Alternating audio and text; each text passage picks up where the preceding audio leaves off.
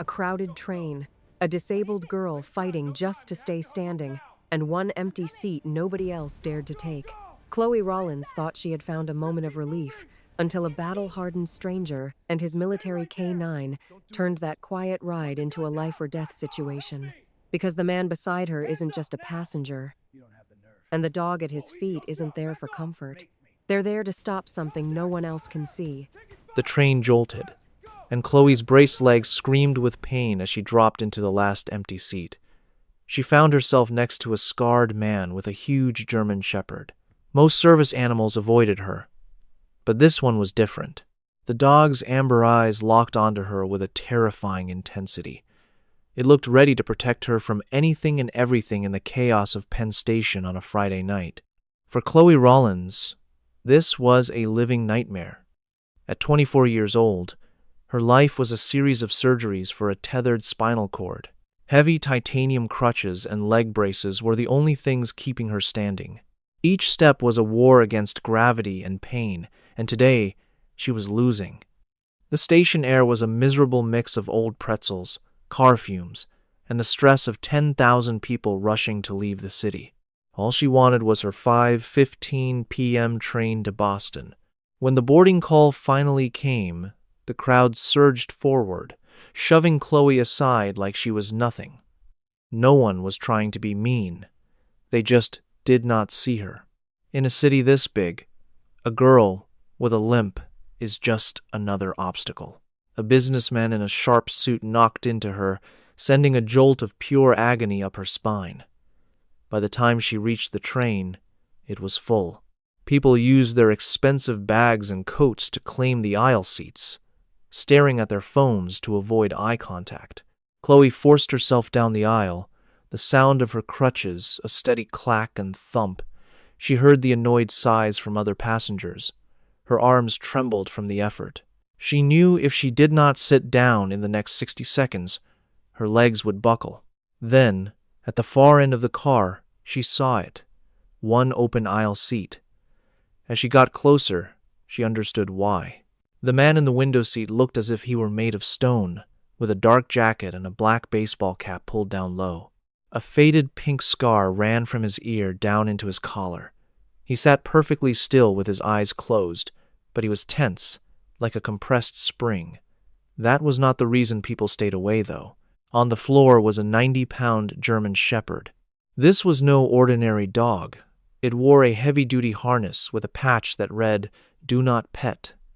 It looked less like an animal and more like a wolf serving in the army. Chloe paused for a moment. The train's horn blared, signaling they were about to leave. A tremor shot through her bad leg. She had to take the seat. She gripped her crutches and stepped forward. "Excuse me?" she asked, her voice shaking. The man's eyes snapped open. They were a sharp, cold gray. He looked her over, taking in her tired face, her tight grip on the crutches, and the heavy braces on her legs. He offered no smile, no friendly hello. "Is this seat taken?" Chloe whispered. The man stared at her for a long moment before giving a short, single nod. He did not say a word. Instead, he gave the dog a quick, silent hand signal. The German shepherd moved with incredible speed and silence. It slid back against the man's legs, making room for Chloe. "Thank you," she said, collapsing into the seat with relief. She leaned her crutches against the wall and closed her eyes as the train began to move. She tried to focus on her breathing, hoping the pain in her back would ease. The man beside her remained completely still. His name was Jackson Reynolds, and he was not just a veteran. He was a retired operator from SEAL Team 6. Jackson had spent the last 14 years in the most dangerous places on Earth. He survived battles in mountains and rescued hostages in jungles. The dog at his feet, Havoc, was not for emotional support. Havoc was a multi-purpose canine. He was trained to find explosives, track enemies, and attack on command. He had jumped from planes with Jackson and had saved his life countless times. Havoc was taught to ignore everything but a threat. He ignored noises, food, and other people. That is why what happened next sent a chill down Jackson's spine. The train sped up, moving from the dark tunnels into the afternoon sun. Chloe shifted, and a sudden muscle spasm in her leg made her brace clang against the seat. She gasped and bit her lip, trying not to make a sound. She despised showing any sign of weakness. Down on the floor, Havoc's ears twitched. Jackson watched him out of the corner of his eye. Havoc was supposed to stay down, no matter what. It was a command burned into his brain. But for the first time, Havoc broke that command. The huge German shepherd slowly and silently got to his feet. Jackson tensed, his hand moving toward the hidden Sig Sauer P365 at his waist. Havoc only disobeyed an order if he sensed a deadly threat. But the dog was not looking for a bomb or a weapon. Instead, he turned his full attention to Chloe. She froze as the 90-pound animal moved toward her lap. His jaws were powerful enough to break bones. She held her breath, too scared to move. Jackson started to give a sharp command, but the word caught in his throat. Havoc did not bare his teeth or growl. He did something Jackson had never seen in 6 years of combat. The dog gently rested his heavy chin on Chloe's trembling, braced leg. Chloe let out a quiet gasp of surprise. Havoc sighed, a low, deep rumble. He looked up at her with his intense amber eyes. Then he pushed himself into the space between her and the aisle, sitting up straight like a guard. He was making himself a living shield between this fragile woman and the rest of the world. He's protecting her, Jackson thought, stunned. "I am so sorry," Chloe whispered. Her hands hovered over the dog's head, afraid to touch him. "Is he okay?" Jackson turned to look at her. Really look at her. He saw the exhaustion in her eyes and the slight shake in her hands. He looked at Havoc, who was now staring down the aisle like a soldier on duty. "He is fine," Jackson said. His voice was low and rough from years of shouting over helicopters. He never does this." "Does what?" Chloe asked gently, finally touching the thick fur behind Havoc's ears. The dog leaned into her hand, which shocked Jackson even more. "He is a military working dog," Jackson explained quietly. "He is trained for bombs and bad guys, not for comfort. He does not interact with people." Chloe looked down at the massive animal using her leg for a pillow. "So why was the dog acting this way?" Jackson frowned, his gaze sweeping the carriage. His training from 15 years in the world's most dangerous places went on high alert. Havoc was not just being friendly. Dogs like him can sense chemical shifts in people. They can smell anxiety, adrenaline, and bad intentions. The dog knew Chloe was vulnerable. More than that, Havoc had placed himself as a shield, blocking the aisle. He was protecting her. Jackson's sharp eyes scanned the passengers ahead. In row 12, an older couple slept soundly. Row 13 had a college student typing fiercely on a laptop, headphones on. In row 14, a mother used an iPad to distract her toddler. Then there was row 15, with a man wearing an expensive navy blue suit. Jackson's attention fixed on that man.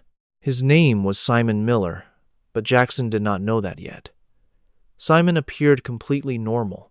He had neat brown hair, costly glasses, and a leather briefcase on his lap. To anyone else, he was just another businessman going home. But Jackson was not anyone else. He saw the strange details instantly. Simon sat in an aisle seat but was angled awkwardly backward. He held a magazine but had not turned a page in 10 minutes. Most importantly, he was using the dark train window as a mirror. He was not looking outside, but at the reflection of the car's interior. Specifically, he was watching the reflection of the last row. He was watching Chloe. Jackson saw Simon's eyes follow Chloe's image in the glass. The man's jaw tightened. He slipped a hand inside his suit jacket, rested it there, then pulled it out. It was a nervous habit, a self-soothing gesture, or he was checking on a weapon. Suddenly, Havoc made a noise. It was not a bark. It was a deep, low growl that vibrated through the floor. It was a sound Jackson knew all too well. It was the sound Havoc made just before they entered a building full of hostiles. "What is wrong with him?" Chloe whispered, pulling her hand away as the dog's muscles tensed up under her touch. "Nothing," Jackson replied, his voice becoming dangerously quiet. "He is doing his job. Please keep your hands in your lap. Do not make any sudden moves." The mood in the train car shifted from boring to electric. A heavy tension filled the air that tasted like metal. Jackson Reynolds sat perfectly still, his hands resting on his legs, looking relaxed but ready to act in an instant. Chloe was terrified, but she did not know exactly why. The scarred man beside her had not been a threat. He was actually the only one kind enough to offer her a seat. His dog, despite its scary look, was now like a warm, protective blanket over her injured leg. Still, the air felt like it was closing in. "What is your name?" Jackson asked quietly, his eyes still locked on the man in the blue suit 3 rows ahead. "Chloe," she answered, her voice trembling. "Chloe Rollins." "Jackson," he said simply. "Listen to me, Chloe. I do not want you to be afraid, but I need to ask you something. Did you notice anyone following you today? At the station, perhaps?" Chloe's heart pounded in her chest. She remembered the painful journey through Penn Station. She was in so much discomfort, all she could focus on was moving one crutch at a time without falling. She never looked at anyone's face, only at the floor. "No," she whispered, fear creeping into her voice. "No, I came from my doctor's office in Manhattan. I am just trying to go home to Boston. Why? What is happening?" "Do not look up," Jackson instructed, his tone gentle but firm. "Keep your eyes on the dog. Pet him if it helps you feel calm." Chloe did as he said, her trembling hand sinking into Havoc's thick coat. The dog's low, rumbling growl continued, a steady warning aimed down the aisle. Simon Miller got up. He adjusted the front of his suit, grabbed his leather briefcase, and moved into the aisle. He did not head toward the front of the train, where the cafe and restrooms were. Instead, he turned and began walking slowly toward the back, directly toward Jackson and Chloe. Jackson watched every tiny movement the man made. Simon's walk was slightly unnatural. He was trying to seem casual, but his body was rigid. His right hand clutched the briefcase handle so hard his knuckles were white. His left hand, however, was free, swinging just a little too near his jacket pocket. Simon came to a stop in the aisle right beside their row. He glanced down. Chloe felt his shadow cover her, and she could not stop herself from looking up. Simon had a handsome, even face, but his eyes were completely empty. They had none of the warmth or life of a normal person. They were like the black lenses of a camera, simply taking in information. "Having a tough time with those crutches, are you?" Simon said. His voice was smooth and well-spoken, but held no real concern. It was a planned opening line. Before Chloe could respond to the strange question, Havoc exploded into action. The dog did not bark. A bark is to warn. Havoc was past warnings. The huge German Shepherd leaped forward, launching his 90-pound body over Chloe's lap, and snapped his teeth with a loud crack less than 3 inches from Simon Miller's leg. Simon jumped back violently, hitting the armrest of the seat across the aisle. His friendly expression vanished, replaced by a look of pure, murderous rage. "My God!" Simon shouted, trying to act like a normal, startled passenger. "Control your animal!" "It just tried to attack me." Jackson did not shout. He did not even get up. He just stared at Simon with eyes that had seen death. "He did not try to bite you," Jackson said, his voice cutting cleanly through the train's noise. "If he had tried, your main artery would be spraying the ceiling right now. He was telling you to back away." "That animal is a threat," Simon hissed, taking another step forward, his hand drifting toward his jacket. "I should get the conductor." "Take one more step," Jackson interrupted, his voice terrifyingly calm. "Put your hand in that left pocket. Go ahead. Give me an excuse." Simon stopped cold. For 3 very long seconds, the two men held each other's gaze. Jackson had not moved, but the deadly energy coming from him was something you could feel. Simon was a hunter, used to targeting the weak. He had picked the girl on crutches because she seemed like an easy target. He saw her struggling, alone, and in pain. But he had made a terrible mistake. He did not realize the quiet man with her was not just another passenger. He had walked into the territory of a much more dangerous predator. Simon's gaze dropped at Jackson's waist, seeing the small outline of something under his jacket. He looked at Havoc, who was now showing a full set of clean, menacing white teeth. Simon slowly put his hands up as if to surrender, a forced, ugly smile on his face. "Easy, my friend. I was just making conversation." He turned around and walked quickly to the front of the train, vanishing through the sliding doors into the next car. Chloe was struggling to breathe, her chest rising and falling quickly. Who was that? Why did he... "Just breathe, Chloe," Jackson said, finally looking away from the doors. He reached down and gave Havoc a firm pat. "Stand down, my friend. Good boy."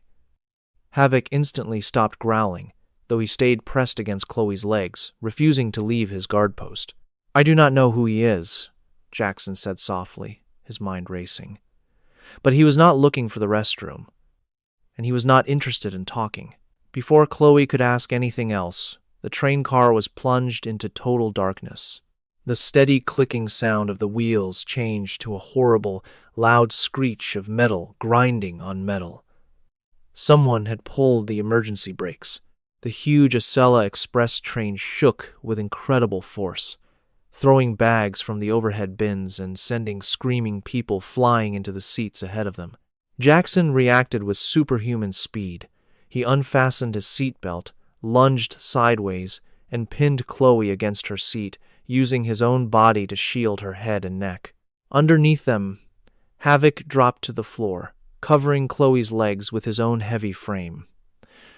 The train came to a sudden, violent stop inside a dark tunnel. The backup emergency lights flickered on, washing the car in a strange, faint yellow light. Smoke and dust filled the air. Outside the window, there was only the dark, wet brick of the tunnel wall. "Are you injured?" Jackson whispered, his face just inches from hers. "No," she gasped, shaking uncontrollably. Jackson slowly moved back, his eyes scanning the screaming, chaotic scene. The glass doors at the front of their car exploded inward from the sudden stop. Jackson's voice was calm but deadly. He said, "Stay right here." His hand moved under his jacket, finding the handle of his pistol. "Do not leave this seat. Havoc.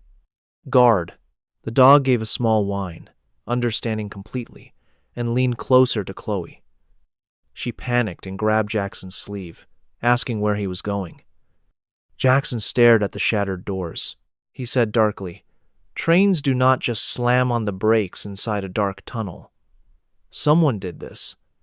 And I bet it was the man in the blue suit."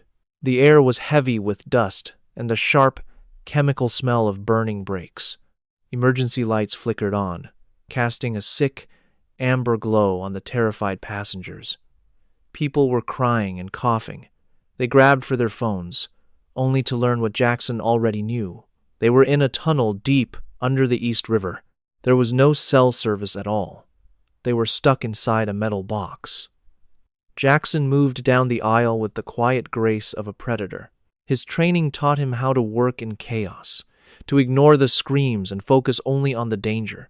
He pulled his Sig Sauer P5 from its holster, keeping it tight against his side and hidden by his jacket. He stepped carefully over a broken laptop and walked around a businessman who was breathing too fast on the floor. When he got to the shattered doors of their car, he saw the train conductor. His name tag said Stanley Jenkins. The older man was slumped against a wall, holding a bleeding cut on his forehead. "Hey," Jackson said quietly, kneeling beside him and putting a hand on his shoulder. "What happened? Who pulled the brake?" Stanley blinked slowly, blood clouding his vision. A guy in a blue suit pushed me. Another man was waiting right here. A big guy, wearing a leather jacket. They opened the emergency panel and yanked the lever. Then they locked the doors to the cars in front of us. Jackson's mind raced, figuring out the situation. 2 men. By locking the front doors, they were not trying to take over the engine. They were sealing off the back of the train. They were making a cage, a place to hunt. They asked about the cameras. Stanley coughed, flinching from the pain. They asked if this tunnel had security cameras. I said no, and then they hit me. Jackson's jaw became a hard line. This was not a random attack. It was a planned strike, happening where no one could see. He gave Stanley's shoulder a firm squeeze. "Stay down. Do not be a hero." Then, Jackson slipped into the dark space between the train cars. The loud hum of the tunnel's ventilation fans covered the sound of his movements. He looked through the scratched plastic window into the next car. He saw them. Simon Miller had taken off his fancy suit jacket. He was wearing a tight black tactical shirt underneath. He stood at the other end of the car, guarding the locked door. But it was the other man, the one Stanley described, that made the hairs on Jackson's neck prickle. The man was built like a brick wall and wore a thick leather jacket and special gloves. His name was Roman Blackwood, a well-known specialist who handled difficult jobs with brutal efficiency. Roman was not just searching passengers. He was moving slowly down the aisle, looking carefully at each person's legs. Legs. Jackson immediately thought of Chloe. He remembered her heavy leg braces made of carbon fiber and her special crutches. She had told him she was coming from a doctor's visit in the city. In a flash, all the pieces fell into place with a horrifying click. They were not after Chloe because of who she was. They were after her because of what she was unknowingly carrying. She was a blind mule. The clinic she visited had hidden something extremely valuable and illegal inside her medical equipment. And Simon and Roman were here to get it. Roman shoved a scared teenager out of the way and started walking toward Chloe's car, thinking the disabled girl would be an easy target. Jackson had no time to plan a clever attack. He melted back into the shadows of the connector between the cars, becoming part of the darkness. His breathing became slow and quiet. The heavy door squeaked open. Roman stepped through, his eyes trying to see in the dim light. He did not see the ghost waiting for him. Jackson attacked with swift and brutal force. He did not use his gun. A gunshot would echo through the tunnel, making them deaf and warning Simon. Instead, Jackson slammed his forearm into Roman's throat, smashing the huge man against the metal wall. At the same time, his right knee shot up, hitting a nerve in Roman's leg and making it go numb. Roman made a choking sound as his leg gave out from under him. But he was a tough fighter. Even while struggling for air, Roman swung a heavy elbow at Jackson's head. Jackson dodged the blow by less than an inch. He grabbed Roman's arm and twisted it back in a way it was not supposed to go. The sound of tearing muscle was loud in the small space. Roman fell to his knees, his face turning a dark shade of purple. Jackson leaned in and whispered into his ear, his voice deadly cold. "What is in the equipment? What did the doctor hide in the girl's braces?" Roman spat blood on the floor and wheezed. "You are a dead man. The drive. It is a prototype. It is inside the titanium part." Jackson added a tiny bit more pressure to the man's twisted shoulder, forcing a pained grunt from Roman. "Who does Simon work for?" Before Roman could speak, there was a sharp click from the other end of the connector. Jackson knew that sound. It was a 9mm pistol being prepared to fire. Simon was on the other side of the glass, aiming right at him. Jackson did not think twice. He violently pushed Roman's huge body forward, slamming him into the door just as Simon fired. The gunshot was incredibly loud. It was a massive boom that shattered the window. The bullet slammed into Roman's protective vest, and he collapsed to the floor in a heavy, groaning pile. Jackson was already on the move, diving back into Chloe's car for cover. He knew the real battle was just starting. In the back of that car, Chloe was trapped in a nightmare. The loud gunshot sent a new wave of screams through the train. People dove to the floor and crawled under seats, praying for safety. But Chloe could not crawl. She could not hide under a seat. Her braces kept her legs straight, and the pain in her back made any sudden move impossible. She was a sitting duck, but she was not completely alone. Havoc was a solid wall of muscle and pure instinct. The sound of the gun flipped a switch inside his brain. He did not hide. He did not cry. The large German shepherd stood firmly over Chloe's feet. His body became a living shield over her legs. A low, powerful growl rumbled deep in his chest. It was so strong that Chloe could feel it vibrate through her own body. "Good boy," Chloe cried softly, her shaking hands buried in the thick fur of his neck. "Stay with me. Please, just stay with me." A new person appeared through the smoky air in the aisle. It was not Jackson. It was a third man.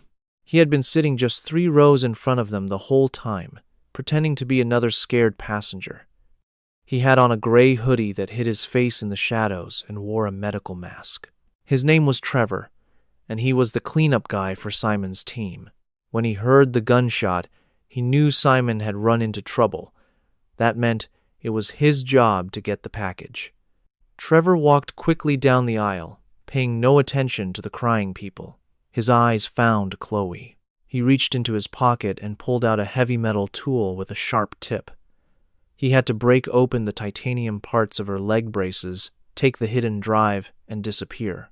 "I am sorry, sweetheart," Trevor said quietly as he stepped toward her. "This is going to hurt." He lifted the tool high, ready to bring it down hard on her right knee. He never made it. Havoc moved like a bolt of lightning. The dog did not just bite. He threw his entire 90-pound body through the air like a missile made of fur. Havoc's powerful jaws snapped shut. He missed the tool completely and bit down hard on Trevor's right forearm. The terrible sound of a bone breaking filled the air. Trevor let out a loud, piercing scream of pure pain. The metal tool fell to the floor with a clang. But Havoc was not done. Havoc was trained for combat and understood how to stop a threat. He used his speed and weight to twist with incredible force, pulling Trevor down between the seats. The large dog held the terrified man on the floor.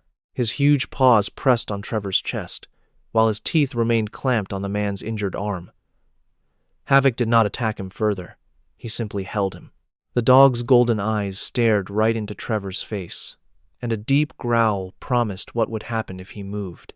Chloe could only watch, her heart pounding.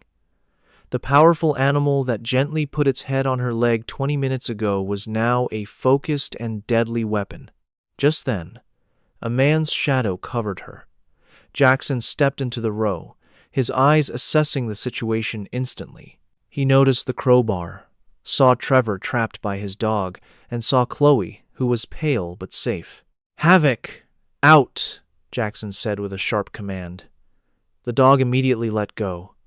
Havoc moved back but stayed ready, saliva on his teeth, watching the weeping man on the floor. Jackson showed Trevor no sympathy. He took 2 heavy plastic ties from his belt and tightly secured the man's free wrist to the metal leg of the train seat, ignoring his cries of pain. Jackson then focused completely on Chloe, kneeling to meet her gaze. "Chloe, look at me," he said, his voice now calm and reassuring. "Are you injured? Did he harm you?" "No," she replied, as tears began to stream down her face. "The dog, Havoc, he saved me." "Good boy," Jackson said quietly, placing a hand on the shepherd's head for a moment. Havoc's tail wagged once against the seat. Jackson's eyes moved to Chloe's legs, to the heavy carbon fiber and titanium braces that supported them. "Chloe, I need you to focus," Jackson said, his gray eyes meeting hers. "At the clinic in Manhattan today, did they take your braces to another room? Did they make any adjustments?" Chloe blinked, trying to understand the strange question. "Yes, Dr. Aries. He said they needed to be recalibrated. He took them to his lab for about 45 minutes. Jackson cursed quietly. His fingers gently explored a seam on the thickest part of her left brace. He found a tiny crack in the metal that felt wrong. It was not a solid piece. It had been hollowed out. This is a hidden compartment. They are using you, Chloe, Jackson explained, his voice low and filled with anger for what had been done to her. Your doctor is not a good person. He used your medical braces to smuggle something valuable out of the city. It is probably encrypted data, maybe from the military or a corporation. These men are not here to hurt you. They are here to get that piece of your brace. Chloe looked at her own legs with absolute horror. She felt used and violated. The very things she needed to walk had been turned against her. Can you take it out? She asked quietly, her voice full of panic. Just give it to them. No, Jackson stated simply. If we give it to them, they will kill us to silence us. We are not giving in. We are going to survive. A loud noise came from the front of the car as the broken door was forced open. Jackson rose to his feet. A man named Simon Miller was now in the train car, holding a 9mm pistol and looking down the aisles. He was no longer pretending to be a passenger. He was like a cornered animal, desperate to get his valuable prize before the police could arrive. Havoc, Jackson said in a whisper, his voice becoming cold and dangerous again. Watch him. The German shepherd stepped over Chloe and stood in the middle of the aisle, the fur on his back standing up.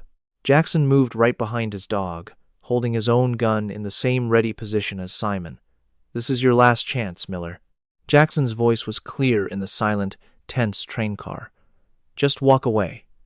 Simon gave a short, bitter laugh. You are far from your war zone, soldier. Do you really think you and a dog can stop me from taking what belongs to me? Jackson's eyes became narrow and hard. He is not just a dog, and I am not a soldier. Jackson's finger tightened on the trigger. I am a Navy SEAL. Sweat appeared on Simon Miller's forehead, shining in the dim emergency lights. He was a professional who was used to careful corporate theft, but he had never planned for a top-level special operator and his military dog. The tight space of the Amtrak aisle was a deadly trap, and Jackson had the upper hand. Do you think you are some kind of hero? Simon said with a sneer, but his gun hand shook slightly. You do not know what is in that brace. It is a special computer program stolen from a major defense company. The people who hired me will destroy this city to get it back. You are about to die for a disabled girl you have never met. I do not need to know her, Jackson answered. His voice was so calm it sent a chill through everyone listening. I only need to know you. Simon looked around frantically. He knew he could not win a direct gunfight. Jackson's aim was perfect. Jackson's pistol was aimed directly at Simon's chest. If Simon even thought about shooting, Jackson would fire 2 rounds into his heart before Simon's brain could react. Fear often leads to foolish choices. Simon suddenly lunged to his right. He grabbed a frightened woman who was hiding in her seat, a nurse named Sophia Higgins. With a harsh pull, Simon forced Sophia up and pressed his 9mm gun to her head, using her as a shield. Sophia cried out in terror, her hands flying to her face. Drop your gun, Simon yelled, his calm attitude gone, replaced by the panicked sounds of a trapped animal. Drop it now, or I will shoot her. A wave of shock went through the passengers.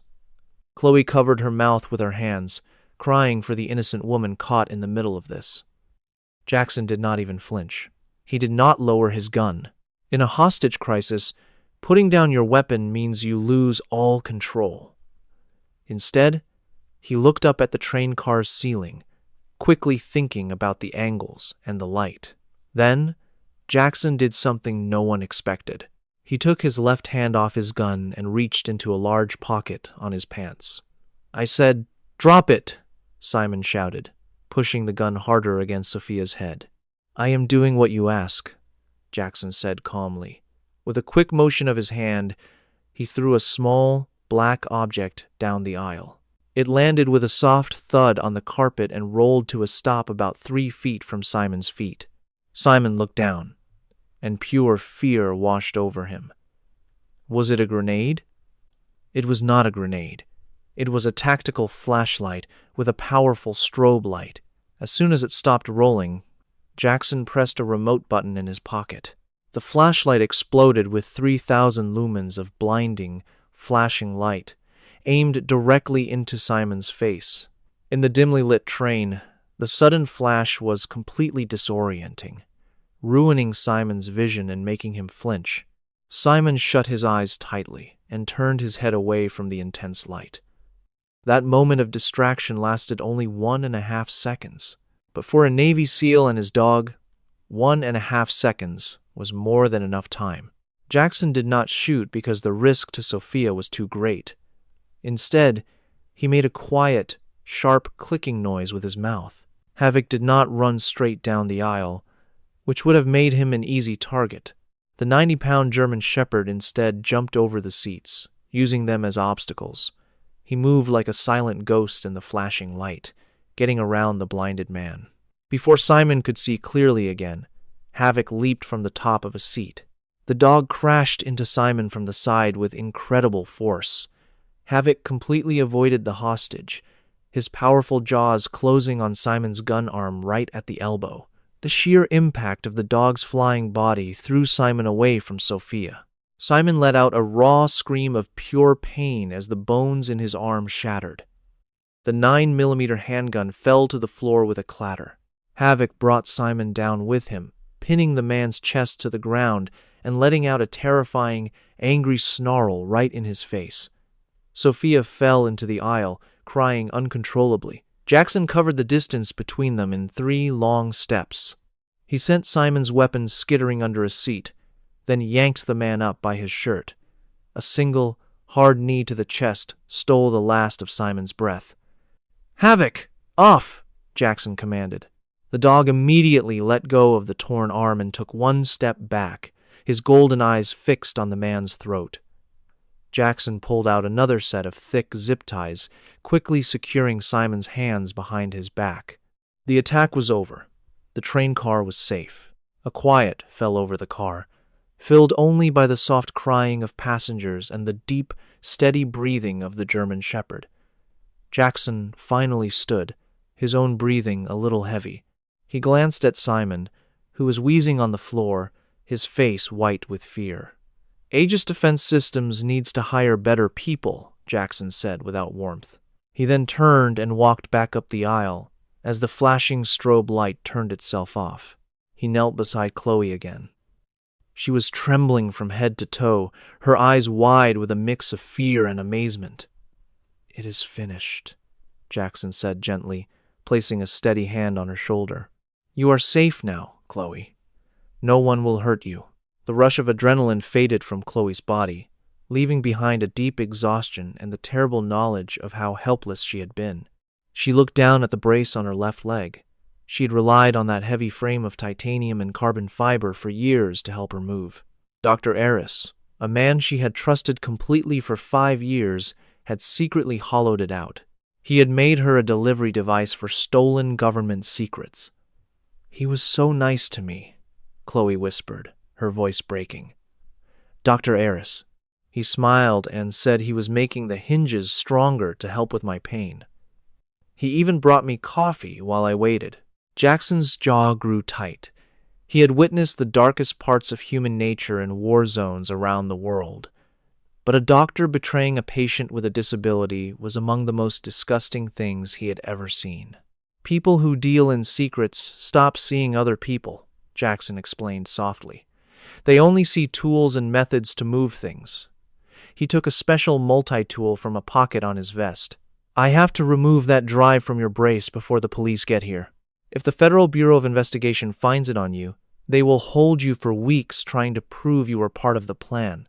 We have to separate you from the evidence." Chloe nodded quickly. "Do it. Please, just get it away from me." Jackson got down on the floor. Havoc came closer and rested his heavy head on Chloe's good knee. The gentle pressure helped calm her down. Jackson looked closely at the strong titanium bar on the side of her brace. He used a tiny light on his tool to find a seam that was almost invisible. The craftsmanship was incredible. The bar appeared to be a single piece of metal, but a very small screw was hidden under a thin rubber layer. With skilled hands, Jackson scraped off the rubber and put the tiny screwdriver in place. He turned it 3 times. A small, 3-inch panel on the metal bar clicked open. Inside the hidden space, protected by soft foam, was a smooth black memory stick. It had no company logo, only a laser-etched serial number and a faded red symbol Jackson knew right away. It was a top-secret logo from the Defense Advanced Research Projects Agency. Jackson used the end of his knife to carefully lift the drive out of the brace. He held it up to the light. It was so small, but it had nearly ended her life.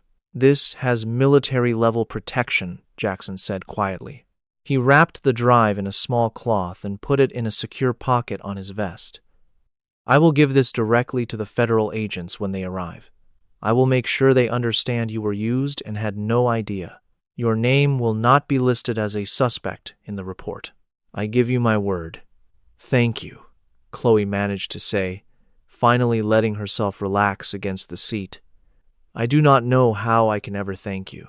You and Havoc." "He is a good boy," Jackson said, showing a small, true smile. "He knew you were someone who needed protecting." Just then, the loud sound of cutting tools came from the front of the train.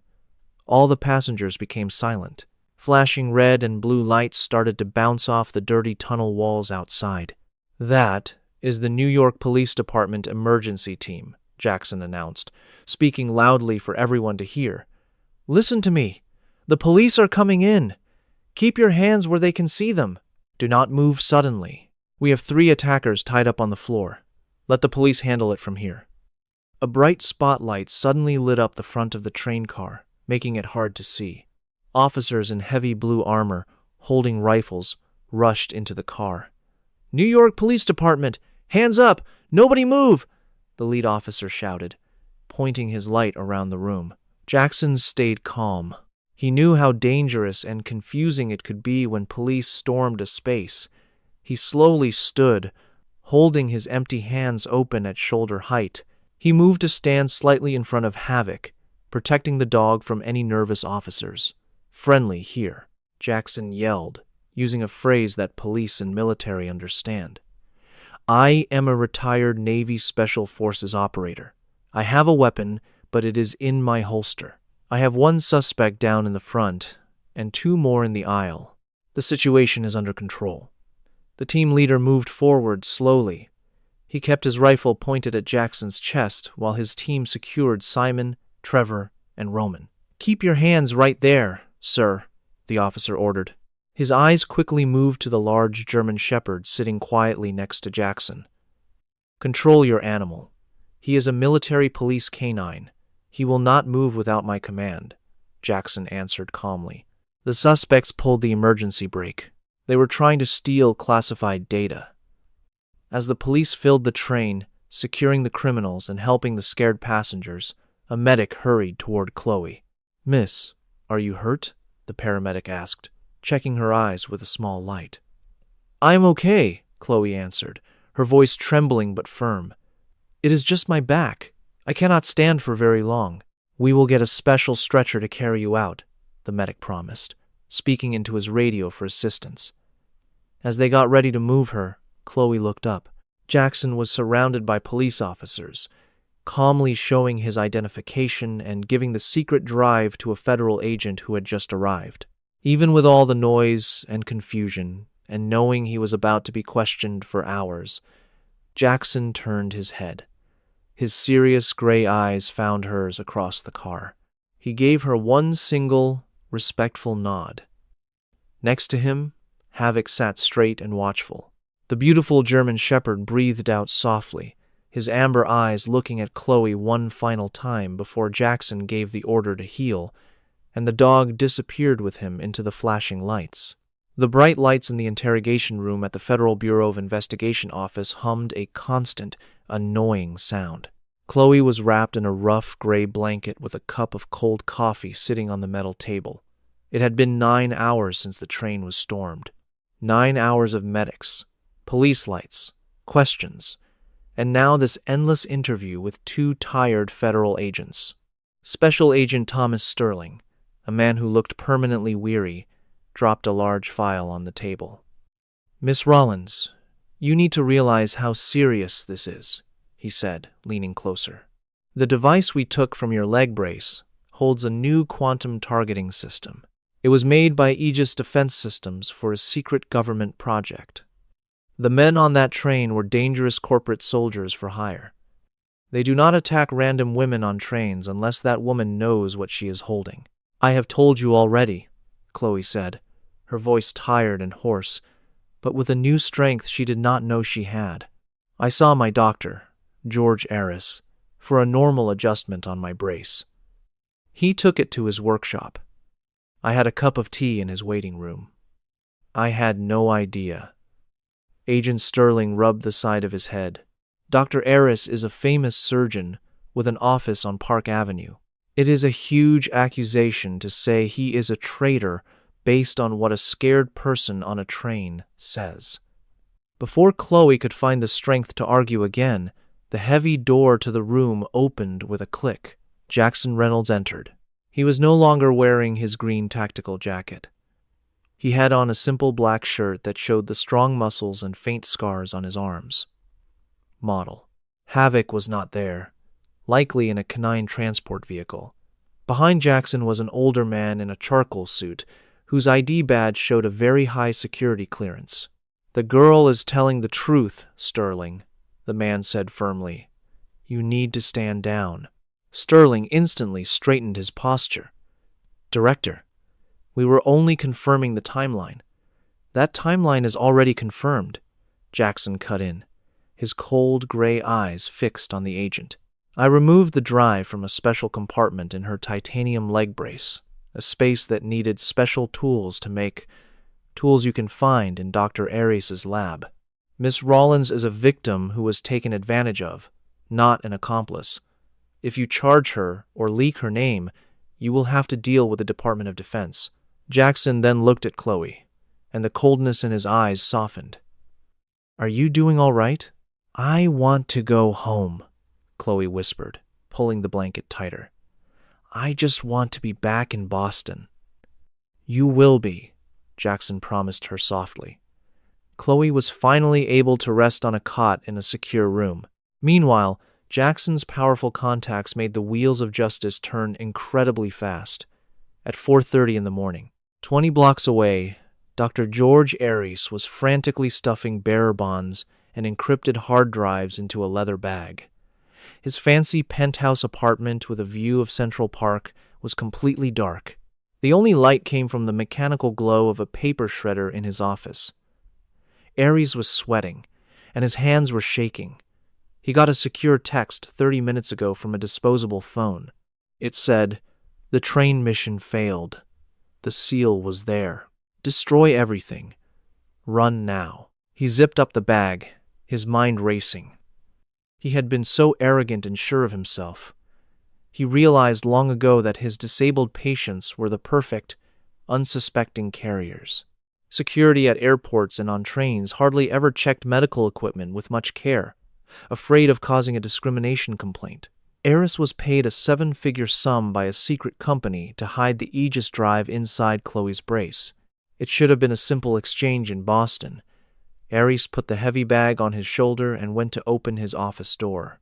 Before he could even touch the knob, the strong oak door flew inward, sending wood splinters everywhere. A heavy steel ram, used by an FBI SWAT agent, had knocked the door off its hinges. Before Aris could yell, 3 red laser dots appeared on his chest. Agents in heavy armor rushed into the room, their boots making crunching sounds on the shredded papers. "FBI! Let me see your hands! Drop the bag!" an agent shouted through the ringing noise. Aris let go of the duffel bag like it was poison and dropped to his knees.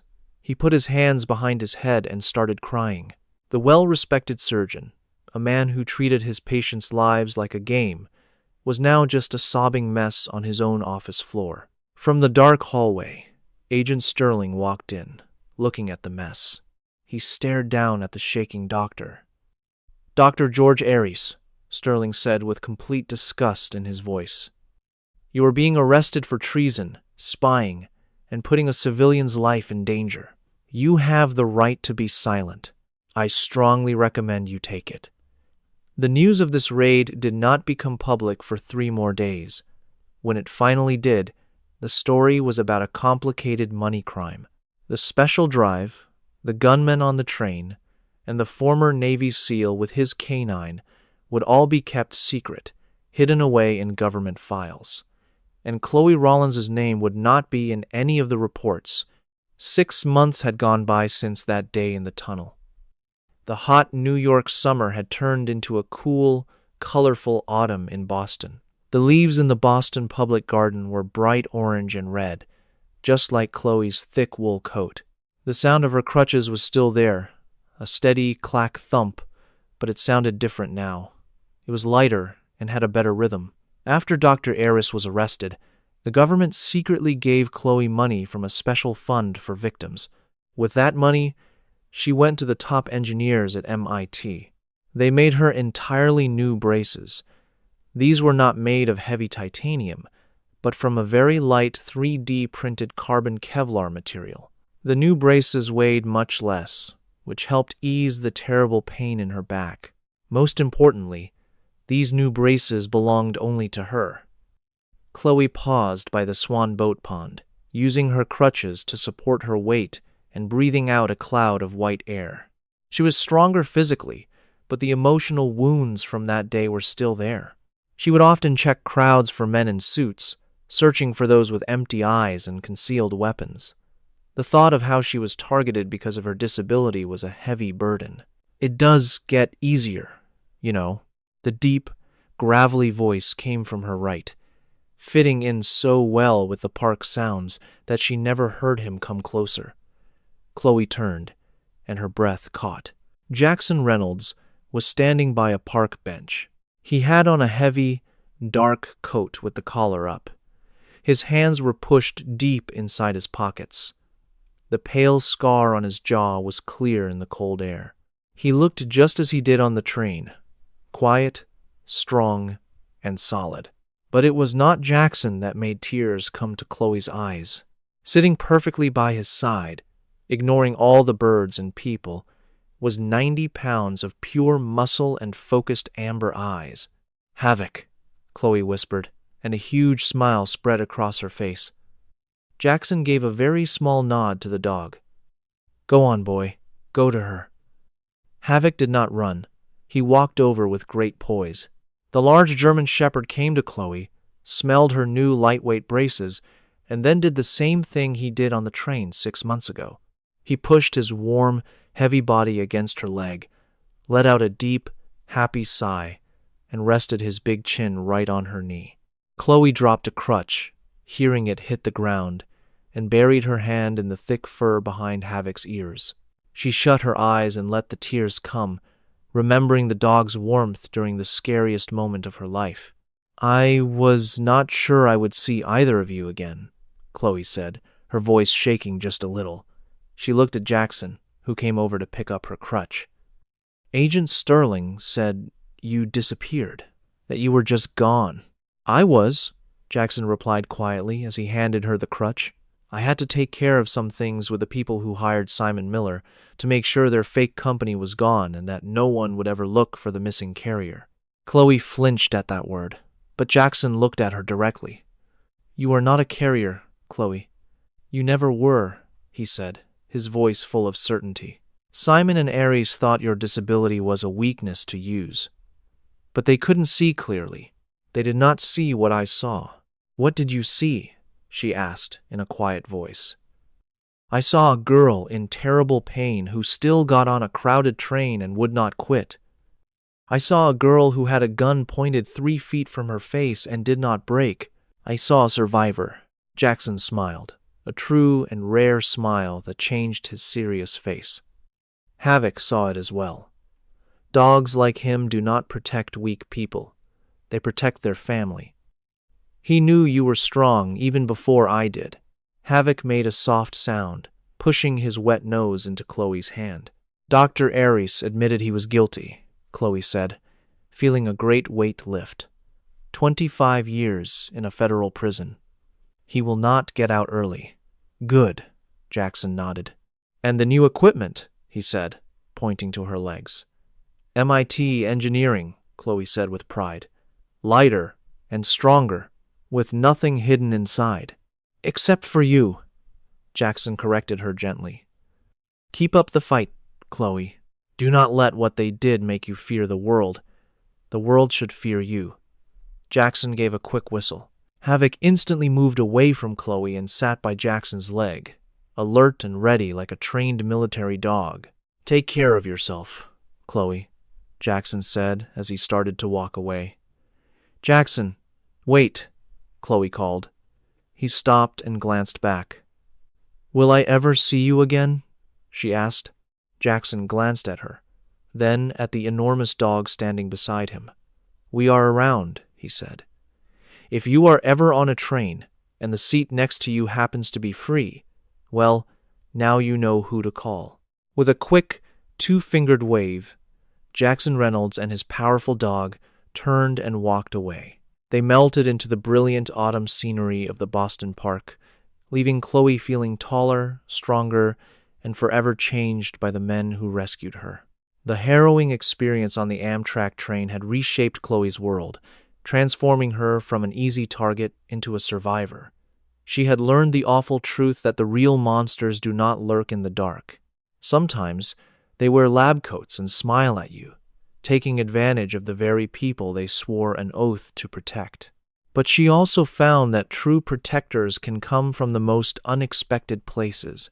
The scarred, quiet Navy SEAL and his fierce, expertly trained dog were proof that great danger and great kindness can live in the same heart. Jackson and Havoc did not just save Chloe from harm. They destroyed her belief that she was weak. From now on, her steps would not be heavy with the memory of being used. Instead, she would move forward with the empowering knowledge of her own secret, unbreakable spirit.